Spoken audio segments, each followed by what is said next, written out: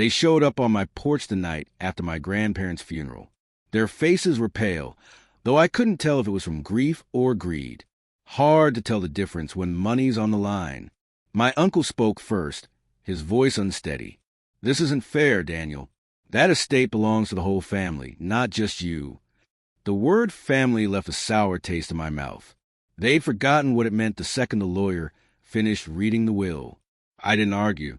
I didn't raise my voice. I simply said, "Grandpa and Grandma made their choice." That's when my mother stepped forward. Her voice trembled. "So you're choosing money over us?" I looked at her, and for the first time, I didn't see a mother, just a woman weighing my worth in millions. That night, they threw me out. My belongings stuffed into garbage bags. My name spat out like a curse. The next morning, I drove to my grandparents' house, the mansion on the hill overlooking the valley, the same place I'd spent summers running barefoot through the orchards, where Grandma read stories about honesty and Grandpa taught me how silence can be louder than words. When I unlocked the door, the air felt alive, as if the house had been waiting for me to come home. Inside, the family lawyer, Mr. Lell, was already there, a quiet man with sharp eyes. He'd worked with my grandparents for 40 years. "They trusted you more than anyone," he said. I nodded, still hearing my uncle's voice from a night before echoing in my head. "We'll get what's ours one way or another." And I believed him. You see, I've always known what my family really was. Smiles with clenched jaws, hugs for appearance's sake, love that came with fine print. But I never thought they'd turn their knives toward me. 2 days after I moved in, I noticed a car parked across the street. Same spot every night. Then came the letters. No return address, just venom. Each one angrier than the last. Finally, a note slid under my door. "You'll regret stealing from us." That's when I stopped grieving and started preparing. I didn't fight with fury. Anger makes noise, and noise makes mistakes. I preferred silence, the kind that unsettles people. Step 1, I called Mr. Lell. We reviewed the estate's legal protections. He suggested hiring security. I refused. I had a better plan. Step 2, I met with the local police chief, an old friend of my grandfather's. I told him everything, showed him the letters.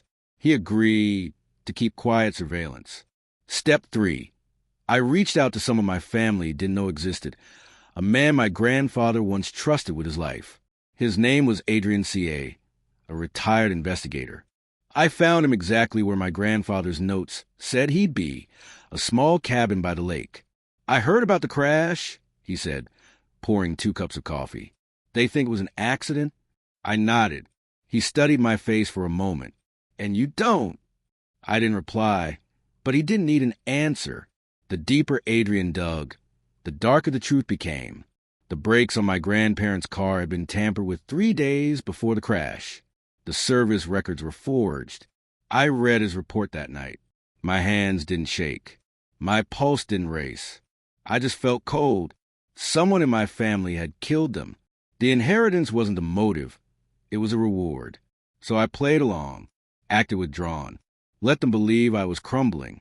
Meanwhile, Adrian traced secret debts, shady loans, failed investments, all under my uncle's name. He even tracked down the mechanic who worked on my grandparents' car. Paid in cash. No paperwork. But the mechanic's girlfriend remembered something. A man in a blue BMW who dropped off an envelope. My uncle drove a blue BMW. 2 weeks later, they came back to the house. My mother, my uncle, my aunt, dressed in black like mourners who'd lost their patience. They didn't knock. They just barged in, like vultures circling a meal they thought was finally ready. "We're here to settle this," my uncle said, stepping closer. "You're moving out." I looked him straight in the eye, calm, unmoved. "No," I said quietly. "I don't think I am." That's when Adrian appeared from the study, not alone this time. 2 officers followed behind him. My uncle froze first. Then my mother. Adrian handed over a folder, full of evidence. Vehicle sabotage, wire transfers, recorded calls. My uncle stammered, You can't." But he could, and he did. They cuffed my uncle right there. My mother started to cry, but I could tell she wasn't crying for him. She was crying for herself, for the life collapsing around her. When they were gone, I stood alone in the foyer, the same spot where Grandpa used to shine his shoes, where Grandma's laughter still seemed to echo. Justice didn't feel like victory. It felt like the silence after a storm.